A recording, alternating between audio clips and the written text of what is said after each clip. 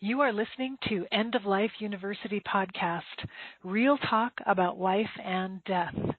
This is episode number 133.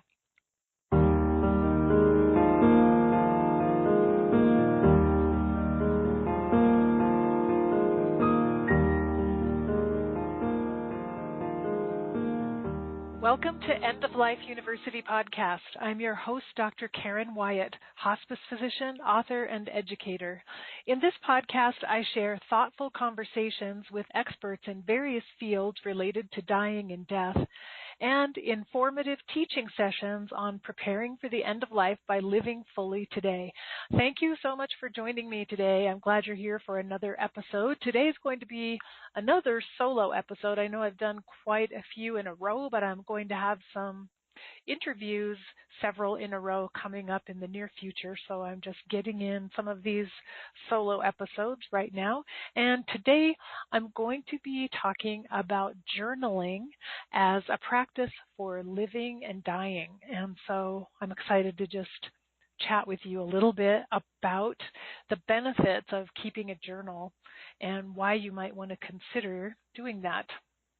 And I do have a freebie that you can download that will be listed in the show notes for this podcast at eolupodcast.com, episode number 133, and that is the Journaling Starter Kit, which is just a PDF booklet that tells you how to start a journaling practice and what you need in order to get started journaling. It has a lot of tips and suggestions and some prompts to help you start writing, to think about what it is you should write about each day, because sometimes that's the hardest part when we're first starting to journal. We don't know exactly what to say. So anyway, that starter kit is available as a free download from eolupodcast.com if you'd like to go there and find episode number 133. Before I get started, though, with that little presentation I'll be doing for you, I will just mention a couple of announcements. These are the same things I've been telling you lately, but one is that the book reading group, A Year of Reading Dangerously, is still going on. Really fun. It's for the whole year of 2018. We're reading one book on death and dying a month, and you can join at any time and read along with us. Go to eoluniversity.com/year of reading. There you'll find the list of all the books for the year. You'll be able to see what our current book is for this month, and also for previous months there's a little audio player for each month, and you can listen to the book discussions we've had on the previous books. So even if you're joining us a long time from now and the reading group is finished, you can will probably still be able to go to that page, see the books, read them yourself if you'd like, and listen to the discussions as you go along. So that's eoluniversity.com/year of reading. And also, I'll just mention that we are currently doing a work group for death and dying class teachers, which is going really well, and I'm really excited about it. And I'll be announcing more about that in coming weeks. When this work group is finished, I have some other plans of what I'll be offering afterwards. So I'll talk more about that in the future. If you listen to previous episodes, you'll hear a lot about death education and how to teach classes in death and dying education. So scroll back and listen to a few previous episodes and you'll learn a lot about that. And then stay tuned because I'll be making more announcements in the future. If you're a regular listener, you know that this podcast is sponsored by generous donations made through my page at patreon.com/EOLU. And Patreon is spelled Patreon. And I'm most grateful for all of my supporters who have stepped up. They're making monthly contributions, which help me defray the expenses of this podcast and also the End of Life University interview series. So it keeps all of my work going because a lot of what I do, I don't charge for. Like, for example, the work group we're doing on teaching a death and dying class, I'm offering that free of charge. So when people decide to donate even as little as $1 a month, it makes a big difference to me. All of those little contributions add up. It helps me financially keep this show on the air and the End of Life University interview series, and just helps me stay inspired and encouraged because I know there are people out there listening who appreciate what I'm doing and want to offer their support and be on my team. And today I especially want to thank my newest donor on Patreon, and I hope that I pronounce your name correctly, Birgit Du Jensen Koch. And I know that Birgit, she's written to me before, and she's from the Netherlands, and I want to thank you so much, Birgit, for stepping up and making a contribution that really touches my heart.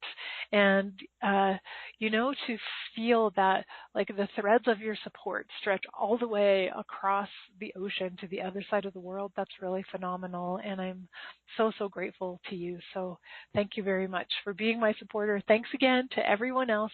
If you're interested in being a supporter, and you'll get a lot of bonuses when you do sign up, like an additional Q&A call that I refer to as Hospice Happy Hour every month, where I answer your questions.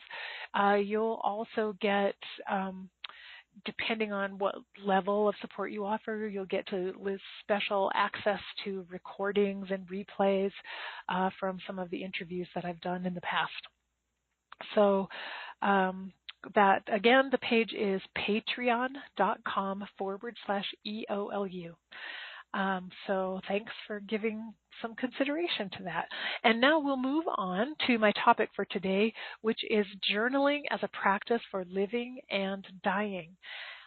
Today's episode, I talk a lot about journaling, and if you follow any of my blogs or anything I've written, you'll actually know that I always recommend journaling, and every workbook I've ever created at the very beginning says, get a journal, and I offer prompts for journaling, and always the workbook itself is to accompany a journal where you write down the answers to the questions that I give and reflect on your experiences. So I am a huge proponent of journaling, and I've been doing it myself for most of my life. Even in high school, I remember keeping a journal every day. So it's one of the most valuable practices I have, and that's why I'm so excited about it. For one thing, I mean, it's true. I love to write anyway, and so journaling gives me a place to write. But way beyond that, a lot of the journaling that I do, it's not creative writing. It's not, it's not writing that I would ever put out for anyone else to read. It's simply putting on paper what's inside my head and inside my heart. And so I have grown immensely through the practice of journaling, and my journal has really become my best friend in some ways. My journal is the place where I tell everything, my deepest secrets, my fears, my worries, and there's no concern about being judged by the journal or laughed at. My journal is always welcoming and always receives anything that I need to write about. So I work through a lot of issues that I have, a lot of problems and worries. I even talk to myself in the journal. Like, I sometimes write all about how worried and upset I am in one paragraph, and in the very next paragraph, I write the answer to those concerns and end up reassuring myself and saying, hey, wait, look, this will be fine, and here's why. And so in the process of my journaling, I find a way to resolve my deepest problems, to even explore my own shadow, to look at things I'm a little afraid and embarrassed and ashamed to look at. But the journal is my safe place where I can go into those issues and bring them up and really work through them and be honest with myself. So I can't say enough positive things about journaling, but I'm going to say even more positive things about it in the process of this conversation. So one of the things that prompted me to record this conversation today and to record a talk about journaling for living and dying is the fact that in the last week I received a link to a YouTube video, the title of which was Searching for Joy While Dying from Cancer, excerpts from a Hospice Journal. And the journal was written by Julie Geiger Mercer as part of her end-of-life journey while she was on hospice care for stage 4 malignant melanoma, metastatic. And the YouTube video is Julie's husband, Evan, reading excerpts from Julie's hospice journal after her death. And Evan wrote to me and said he read these excerpts at Julie's memorial service, and it was so well received. He got a lot of encouragement to please record this and please make it available so that other people can hear it. That's what prompted him to make the YouTube video. And I'm going to put a link. Actually, I'm going to embed the video into the show notes for this episode, and I'll put a link there too in case the video player doesn't work for some people, but so that you can go actually hear the excerpts from Julie's journal. And it's very beautiful, and it's as if we get to look inside Julie's heart and mind as she's grappling with the end of life. We see her emotions, her ups and downs, her joys, her worries, her fears. It's very raw, very beautiful, and Evan reads these excerpts with such expressiveness and love, and it's very, very touching. And Evan, I don't even know how you do it, how you can do it without breaking down and crying in the middle of reading these beautiful entries from Julie's journal. But it made me want to share, first of all, share the journal, share this YouTube video with you. Also, to interview Evan, which I will down the road. So stay tuned in the future. I will do an interview with Evan and we'll talk more about this. But then to really talk more about why it's important to keep a journal and how it can benefit us.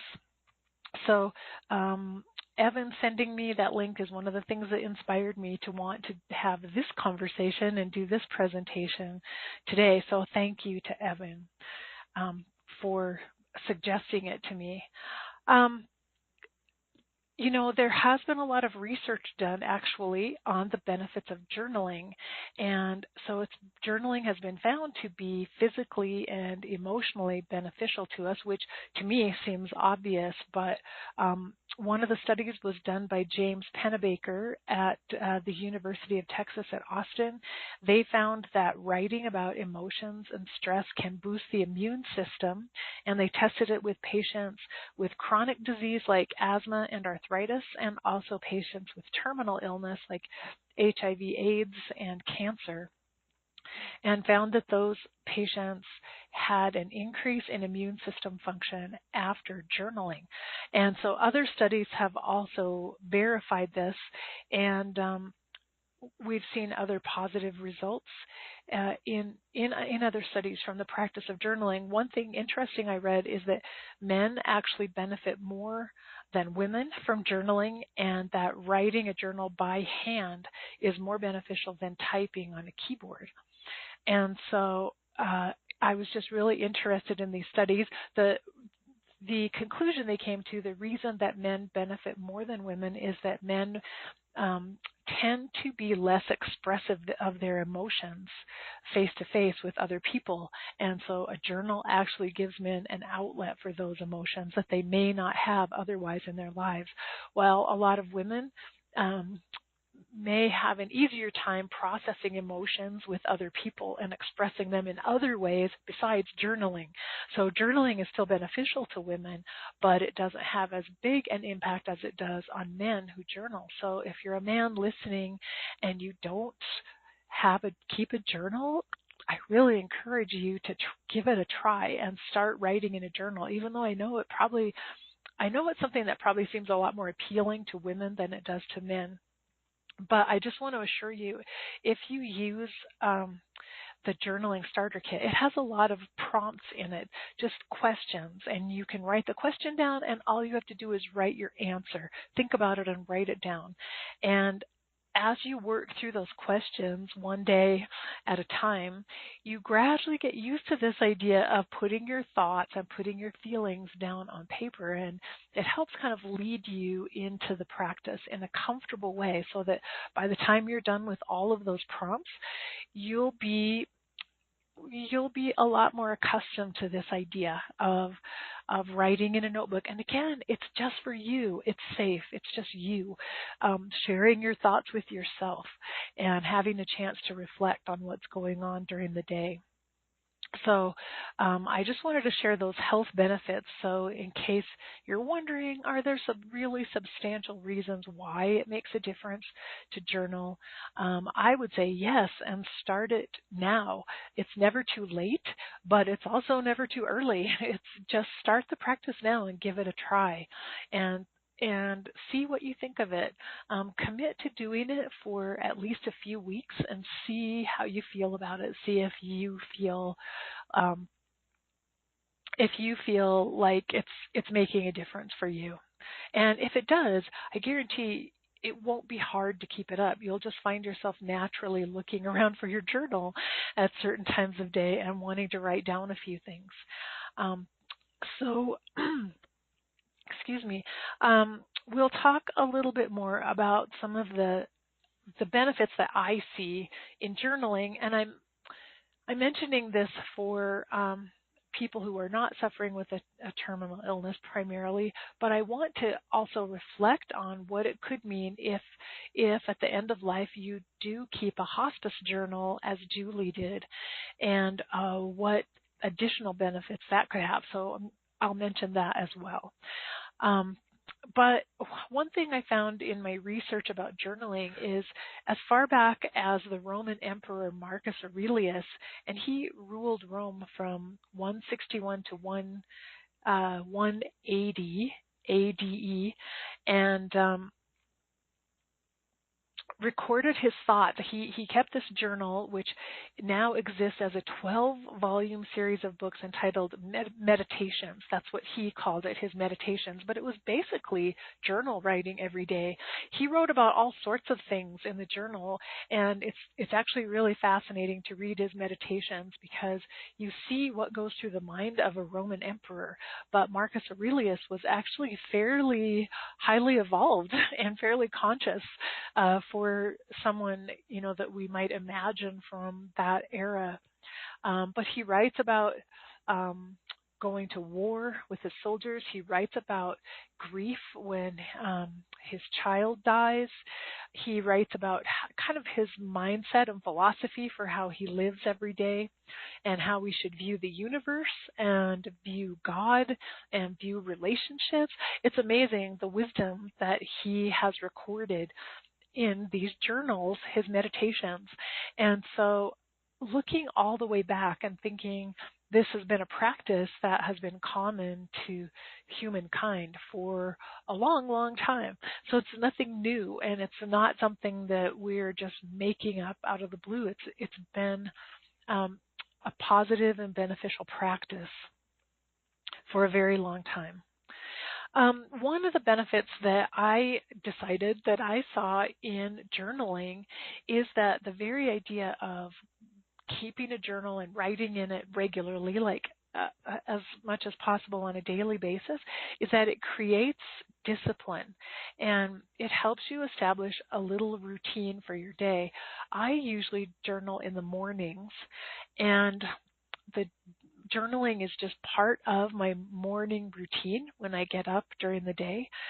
But knowing that I'm going to journal every day helps me stay within my routine.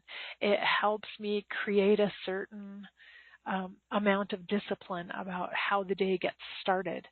And I will admit, I sometimes don't journal when I'm traveling, or if my routine gets upset very much, I sometimes let it go, which is a problem for me actually, because I really miss it if I don't journal.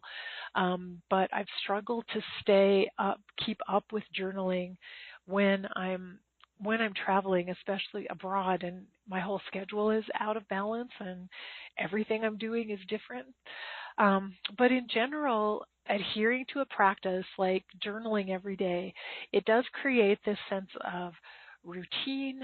Um, it gives you a little schedule that you begin the day with, and it can kind of help you start the day off feeling organized and feeling like everything's falling in place. I did my journaling, now I'm ready for the rest of the day. And I really like that feeling myself, in particular, the routine of it.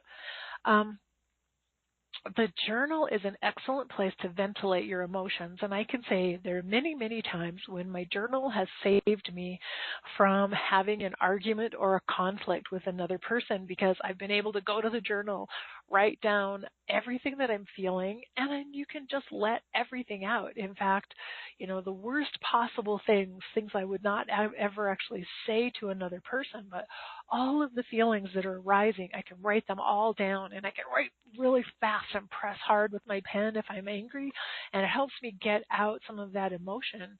And once I see it on the paper, sometimes I start to recognize, like, wow, that's way overboard. Like, that isn't even reasonable for the thing that happened. Like, why are you reacting this way? Why is this so intense? What's going on? What's deeper than this current incident? And it lets me analyze my own shadow a little bit and look a little deeper into the wounds that are underneath some of my emotional reactions. And it's extremely helpful. And as I said, I have avoided arguments and conflicts many times because I've been able to work through all the emotion in the journal first and get back to a place where I'm more rational and more balanced about how I see an event that happened. And once the emotion is under control, I can actually go out and have a reasonable conversation with the other person then and discuss the issue and not worry that I'm going to blurt out some terrible thing that came up from the darkness inside of me that I wasn't expecting. I get all of it out first and process it first. And that helps me stay in much better control when I do have the conversation I need to have. And sometimes too, in my journal, I might write out my position on a subject and write out all of my arguments and why I think I'm right. And sometimes what happens in that process is I end up seeing actually the weaknesses and the holes in my argument and why I may not be 100% right and why maybe the other person does have a point. So it really helps me reach a compromise with other people too, because I've done all of this work in advance before we come back together again to carry on our discussion. And as I said, this journal, it's like having a therapist that you can call up on a moment's notice and process everything with, a sounding board, like, here's what I'm thinking, here's what happened, this is how I feel about it. And then you become your own therapist in a way as you reread what you've just written and process it and even respond to your own statements and your own emotions that you just put on paper. It can really help you find clarity in the middle of a situation that emotionally can feel muddled and confusing. So for me, using the journal as a place to ventilate is extremely helpful, and it's made a difference in a lot of my relationships and helped me keep on a more even keel. The next benefit that I've found from journaling is a chance to organize my thoughts. This is a great way for me to begin my day, because sometimes I wake up and I have in my head lots of different creative ideas and things that I think I'd like to do. And if I just listen to all of those, I sometimes end up wasting lots and lots of time, because I'll have an interesting idea and I'll go sit down and Google it and start reading all kinds of articles about that idea. Or then I find something else and I get led astray. Well, in my journal, I write down all those things going through my head when I first wake up in the morning. I have a little place where I can record them all. And that keeps me from feeling like I somehow have to follow up on every one of them right now and do research on them. I've written them all down. And so they're all safely there in my journal. I can go back at any time and remember them. But it frees me up from feeling like I have to be led in multiple directions all morning long by all these random ideas floating through my head. They all go in my journal. They're all down on paper. And in a way that takes them out of my head. And so they stop tormenting me and I'm not distracted all the time. And when I'm done journaling, I'm much more able to focus on the tasks that I need to do for the day. And so here I'll let you in on another little practice I do, which is planning my week on Sunday afternoon, so that every Sunday I plan ahead a schedule for the week, and I schedule the most important tasks that I need to get done during the week, and I have my whole calendar filled out. So with my journal goes hand in hand with my schedule, because the journal keeps me from tossing out my schedule because these other ideas got in the way and seemed more important at the time. Well, I write all the ideas down in the journal, and then I can return to my schedule and say, oh yeah, I already decided I have to do these 3 things today. I can't follow up on those ideas that I wrote in my journal right now because I need to get these other things done. There's a deadline or a time frame for these things, and I need to work on them now. And so as much as like I'm really a be in the moment kind of person and a spontaneous person, and I love to just follow my intuition and my inspiration, I've also learned how to be an organized person who actually gets things done. And you can tell if you go to my website, I produce a lot of content. I put a lot of things out there, and I'm reliable about it. And that's because I do the planning. So my planning calendar and my journal go hand in hand, and I'd be lost without either one of them. So they work together for me. Those creative ideas I get, they get to go in my journal, and they're waiting there for me. And so as soon as I get my 3 tasks done for today, if I want, I can go back to my journal and recall those exciting ideas I had this morning and do a little research then if I have extra time. So one of the ways that I stay productive and organized is journaling plus my planner, my weekly planning that I do. Another benefit I find from journaling is the opportunity to analyze my judgments.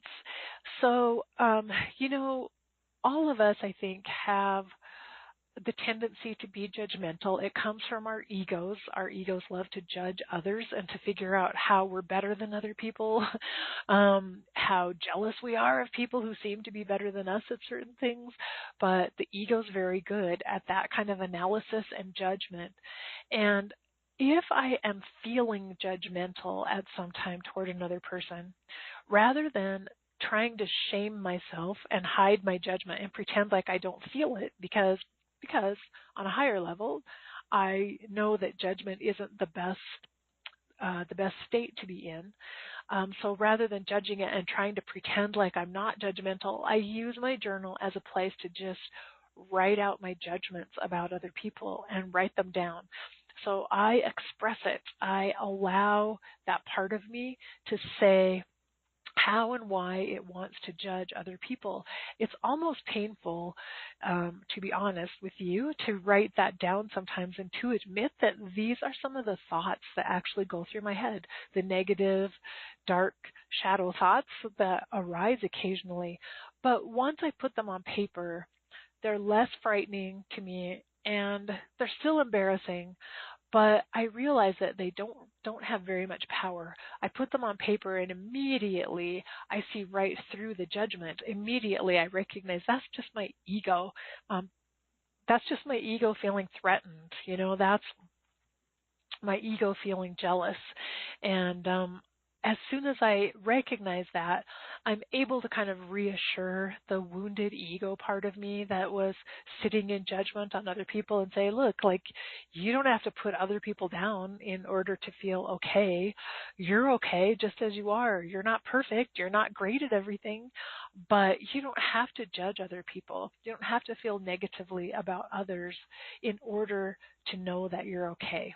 So I can do this again, this little therapy session, talk myself through those judgments and get myself back to a place of more compassion and more love, which is the state I strive to be in as much as possible, this state of like channeling pure love so that I can transmit that to other people and not have a fake sort of love that under which judgments and negativity are hidden. So I've learned that I need to allow my judgments and all my negative feelings to be, I need to give them a space. And my journal is the space where they can exist and get written about. And that definitely helps me not be controlled by them. And it helps me soothe the wounded part of my ego and allow more love to come through me, more channeling of love so that I can be a better person in how I show up in the world. So you can see, like I'm telling you, journaling has made a huge difference in that factor, how I show up in the world, because I'm able to process. I'm not hiding from my own shadow. I'm not denying it. I'm dealing with it and facing it in my journal every day. And that lets me be even more authentic and real when I am in the world. And again, throughout the day, if an issue comes up where my ego gets triggered and I'm feeling judgment again or feeling negativity or feeling a lot of emotion, I know in that moment, like, this is what I'm journaling about tomorrow. As soon as I get to my journal, this is what I'm going to write about. So in a way, I can encapsulate that negativity for a while and hold it knowing I need time with my journal in order to process that. I'm definitely going to look at it. So I don't brush it aside. I don't bury it, cover it under the rug or sweep it under the rug or try to bury it somewhere. I let it be there. I just try to encapsulate it as here's a little bundle for my journal tomorrow morning. I'll deal with this. And so again, this whole practice really helps me show up in the world as the best me that I can be, or it helps me move toward that. I'm not saying I'm the best that I can be. It helps me move closer to that. Hopefully, day by day, I get a tiny, tiny bit closer, make a little bit of progress.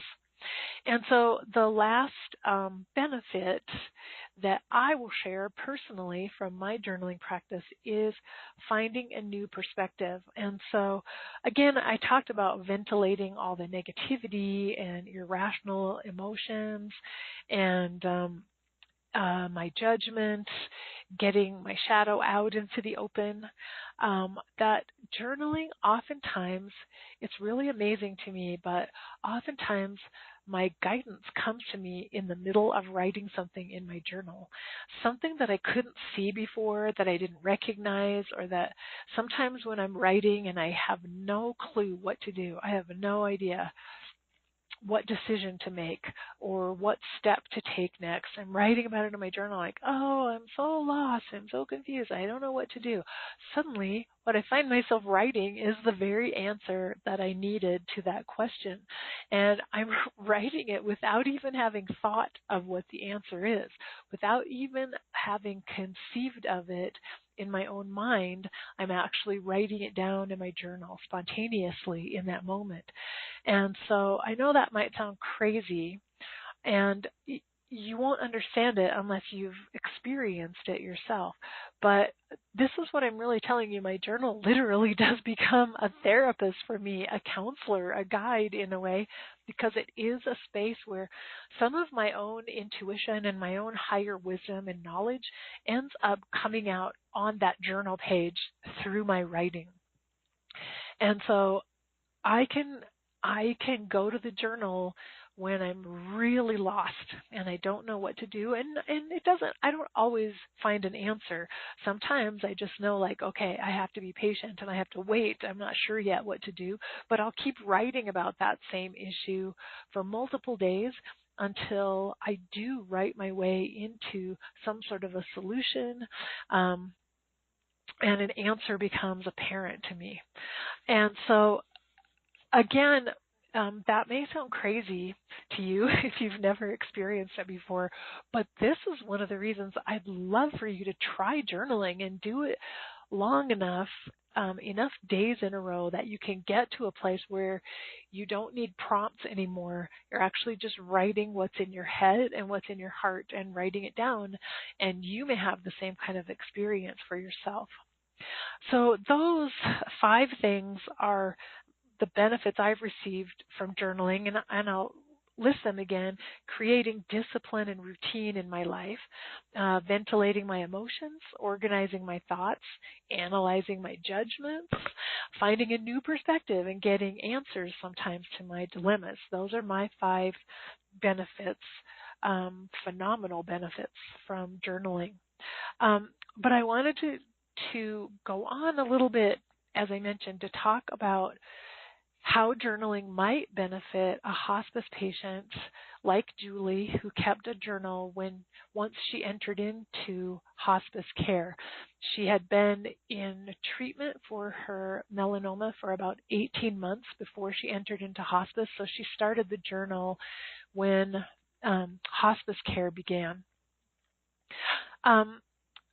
All of the benefits I mentioned, are available to someone who's looking at the end of life, but all the more so because imagine facing your own dying process. Imagine knowing that you're going to die. Imagine all of the emotions that would come up on a daily basis over and over again.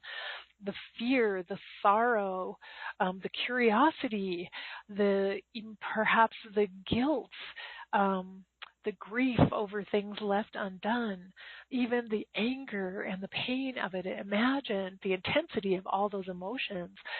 The same kind of emotions we could have on any day, but when it's on a day that you're terminally ill and you're counting down until the last breath that you take on earth, how powerful is it to be able to write down those emotions and look at them, and to be able to have a tool like journaling to help you get a handle on emotions. I think the journal could also be really helpful in a situation of terminal illness to help you identify what really matters in life. And what I have seen happen when patients have a terminal illness and they're in the midst of medical care, sometimes they're very, very busy and caught up. Their time is busy getting treatments, driving to doctor's appointments, dealing with side effects from the treatments they've received.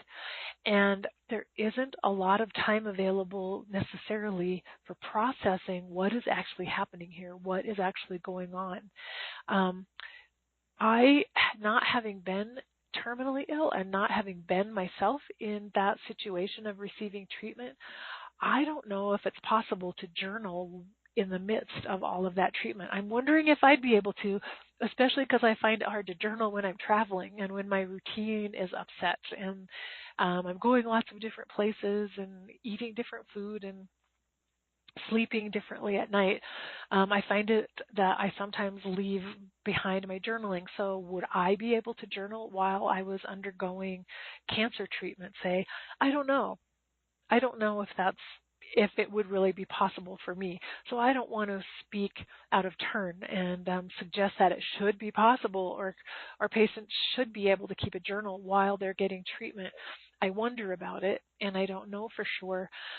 But hospice care is a good time, which is when Julie started her journal. A good time for journaling because treatment is done. Curative treatments are over with at that point when a patient enters hospice. So there's no more of that constant activity of getting treatments, visiting doctors, dealing with side effects. When hospice care begins, it kind of opens up a space in time where sometimes patients still have a fair amount of energy, enough energy to get around a little bit, to visit with people, even to travel. One thing you'll learn from Julie's journal is that she and her husband Evan were able to go to France on a short trip, which was apparently something she had always wanted to do. So, so hospice patients most likely do have more time for journaling and could receive the benefits of it by having a place to write down all these emotions, all the powerful emotions that I'm sure are mixed and coming from every direction possible, being able to record those and process them and also feel a little less overwhelmed by the emotions, because that's something journaling helps you kind of contain the emotions on a page in the journal where you can look at them more easily and even manage them a little bit better because they're in writing. And so I can see that that could be very beneficial emotionally for a hospice patient to keep a journal. And I mentioned the idea of identifying what really matters, which is something I write about all the time, that all of us need to be focusing our lives on what matters to you. Know what really matters, what's most important in your life. And I talk all the time about how important love is to me in my life, love and forgiveness. And the journal is a great place to write about what matters to me, to ponder that, to think about it, write everything down, make huge long lists of everything you can think of that matters, and to help you, once you look at all of it, to begin to prioritize and find out, of all these things, what is it that matters more to me than everything else? What is it that's really worth my time and energy now that my time and energy are shrinking and I have less and less of them available? Where do I want to give them? Where do I want to apply them? What part of my life is the most important to me? So I think journaling is a good place to ponder that question and really sort through what really matters and figure that out. Find your priorities. Find out where you want to give your time and energy as life is slipping away from you a little bit at a time. So I think that can be a very powerful spiritual experience for most of us as we ponder the big questions. I think another benefit of doing a hospice journal is just recording the journey for posterity in a way, which is what Julie did, and now Evan is making it available to all the rest of us to learn from. And by witnessing Julie's journal as she went through hospice care and dealt with her illness, we get a chance to imagine and practice in some sense for ourselves, what would that be like for me? What if I was in Julie's shoes? What if I was going through that? And rehearsing in that way for our own end of life, it's really a valuable way of getting a bit of a head start and getting us a little bit more comfortable with the whole idea of the fact that we are mortal and there will be a day when we are facing our own end of life. We may not have a lot of time to consider it because we don't know exactly what the circumstances of our death will be. We don't know if we'll have months of time to ponder questions and consider what really matters to us, or if it will happen in an instant and the time won't be available to us for those questions. So being able to do some of this thinking and processing now before we have a terminal diagnosis can only benefit us. We will already have done some of the work that will be arising for us when it's time for us to die. And then think of the benefits, as I mentioned, that are shared with other people by creating this journal, but shared with loved ones in particular who have this beautiful testimony and legacy that's left behind that they can read and cherish and enjoy, and just to view the handwriting of someone who's not here and to read their words and to just relive the experience of being with them through the pages of the journal. I think that's really, really beautiful. Now, I will admit the journals that I write right now, I don't write them intending that anyone else will ever read them because there's a lot of stuff in there that um, I probably don't want to think that other people would read that. It could possibly be hurtful to some of the people that I love if they read everything I put in my journals. The journals I keep right now. If I were writing a hospice journal, though, chances are that would be written in a different way. That would be written to be a keepsake for others. So the intention would be, I'm going to share the journey I'm on, and I'm going to leave it behind so that others can read about it and experience that for themselves. So I imagine, not being there and not having experienced it, I'm imagining that if I were to write a hospice journal, it wouldn't be exactly the same as the journals I keep right now.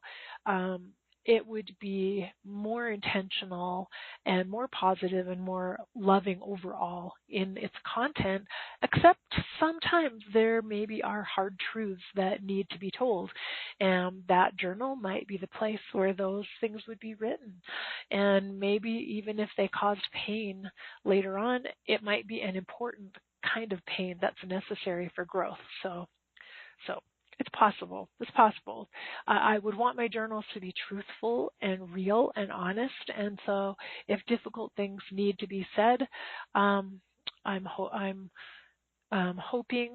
and deciding that I would have the courage to say those difficult things. I wanted to mention to you another place to read the journal of a person struggling with cancer, which is in the book Grace and Grit by Ken Wilber.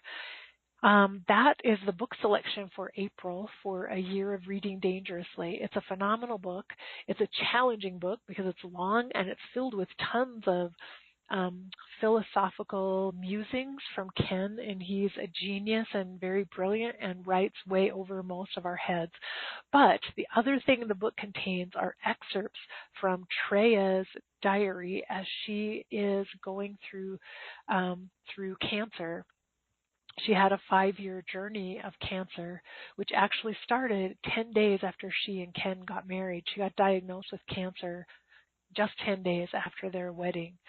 And so she and Ken had a 5-year journey together with cancer, and Grace and Grit shows that journey through Treya's eyes, through excerpts from her journals, and then also through Ken's eyes and what he was experiencing as her caregiver and support person on that journey. It's beautiful, and so it's another place to get the sense that I'm talking about of hospice journaling and end-of-life journaling and how valuable it could be. In Treya's journal and also Julie's as well, we get a chance to witness spiritual growth happening as these women struggle with cancer and what it means in their lives, and figuring out, how do I live, and how do I live with love? How do I live with my heart breaking due to grief and sadness that I'm leaving? But how do I also find joy in the midst of that journey?